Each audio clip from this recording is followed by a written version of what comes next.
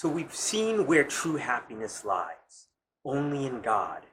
And only by becoming more and more like God, becoming more godly, can we truly then approach happiness, and eternal happiness at that. So now Lady Philosophy seems to change the subject. She switches not to the question of happiness, but to goodness. But you and I already know that because of Aristotle, she hasn't changed the subject because the highest good is happiness. So now she wants to approach this highest good from a different perspective, from a more, again, common sense perspective. If we can look at goodness from this perspective, we're going to be able to answer two questions. How it is that we become more like God, and also why God, by being the creator of the universe, and also by being supremely good, is actually not a tyrant at all, not an unjust tyrant, but the best ruler possible. And therefore we can answer the first part of Boethius's problem of evil, and that is God an unjust tyrant? We're going to be able to prove through this philosophical discussion that not only is God not an unjust tyrant, but that the world is governed in the best way possible. So let's start again with a common sense question. What is good for me? Let's think of this in nutritional terms. Let's think of this in bodily or purely physical terms. One way to look at this again is not to ask what's good for me, but what's bad for me. So what's bad is whatever harms or destroys me. And what harms or destroys me leads to my death, leads to my disintegration. Just like a bicycle. If a bicycle is broken, it's because its parts are not put together well. It falls apart. And therefore, when you look around you, you see whatever is bad for something is what leads to its non-existence. And things go out of existence through disintegration, through decay. Your body, once you die, starts to disintegrate. Cancer is this disintegration of the unity of your body, so it's that certain parts of your body are fighting against other parts. And so therefore, what is bad for me is really what leads to a lack of unity within me. So once we know what's bad, the opposite is what is good. What leads to my unity, i.e., what is good for me, is what leads to a greater harmony in my body and therefore health. And what is health but this absolute unity or harmony in my body? And so what we've discovered something is that what is good is what leads to my existence. What is bad is what leads to my non-existence. It harms me. It brings me closer to death. And therefore, existence is unity. And goodness is existence and being. The higher the unity, the higher the being. The higher the unity, the higher the existence.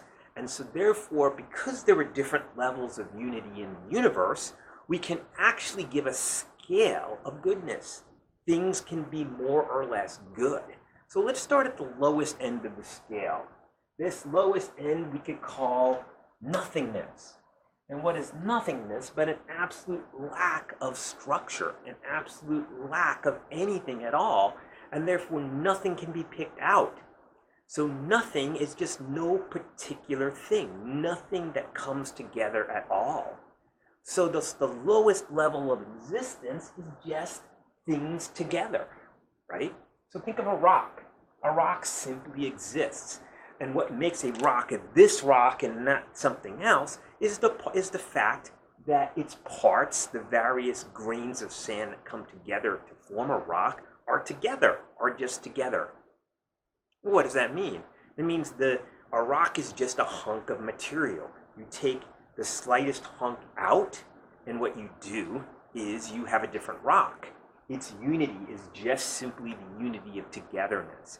And therefore its existence is the most precarious because it's just a unity of parts. Take any of those parts away and you have a different rock.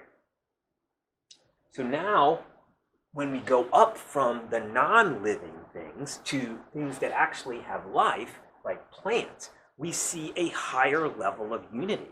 A plant can survive the changing or exchanging of its parts, can it? So, for example, there's things taken in by nutrition, and there's excrete things that are eliminated through waste, and each of these things change parts of a plant. But what continues for it to be the same plant, what makes it continue to be the same plant, is this unity, this organic harmony of the parts. It has a system to it. And as long as it maintains that system, this homeostasis of a unity over time, then the plant survives. So the destruction of the plant isn't just simply elimination of parts. You have to destroy this temporal system that lasts over time. So it's a higher level of unity. It's a harmony. Not just togetherness of parts, but a harmony and a systematic working of parts together. But when we come to animals, we see a higher level yet. Now, animals can have a destruction of the unity of their body, but as long as their consciousness remains, then the animal is still alive. It remains. And the unity of consciousness is where we get to something that doesn't even have parts. The animal can have various experiences, but all of them are experiences of the same being. And therefore, you can hear things, you can see things, you can touch things, and all of these different objects that you hear, see, and touch are different than you who are hearing, seeing, and touching. And so therefore, you have this unity in diversity of experience. And that unity, that I that continues on, is not a system at all, because it's not a unity of parts, but it's an absolute unity through experience. And so thus the animal has the first real unity that makes us call it an individual and not just a team of parts. So interestingly enough, though, the animal doesn't have self-consciousness or free will. And so therefore, its experiences are what stimulate its action. Animals work through stimulus and response, and therefore, even though it has this absolute unity in experience, this unity is not self-mastered. Whatever it experiences is always different than itself. It is only when we come to the human that we get a unity not only of the experiencer, but that we can be conscious of ourselves and master ourselves by being the source of our own action and not being led on through stimulus and response. And so therefore we get, with humans, not only do you have the subject of experience and an object of experience like we have with the animal, and these two are distinct from each other, but now you have the subject and the object being able to be equal to each other. I not only experience this video camera, but I experience myself experiencing the video camera. I am conscious of myself, and therefore I and my experience become one, unlike the animal. And I and my action become one, because I am the doer and not simply the thing that is done to, the passive, something that is on the leash of experience being pulled forward to some action. But when we get to the highest level of existence, we get to God. And God is this absolute oneness, because God has no parts whatsoever. There's no distinction between God and God's experience at all. There is no distinction between God and his properties. You and I, we're human, but there are other humans, and so we are different than our humanity. We have this oneness or lack of physical parts, but we're not absolutely one. But when we get to God, we have this absolute oneness, this simplicity, this complete unity. And therefore, since what is good is what is unified, then the highest good is the absolute unity. And therefore, God, since God is absolutely one, is the highest good. Notice, we're not saying that God is good. You and I can be more or less good, but our goodness and us are distinct from each other. I can lose my goodness. I can become evil. But God not only must be good, but he's not different than his goodness. God is his goodness. Therefore, God is the good. God isn't simply good, he is the absolute good.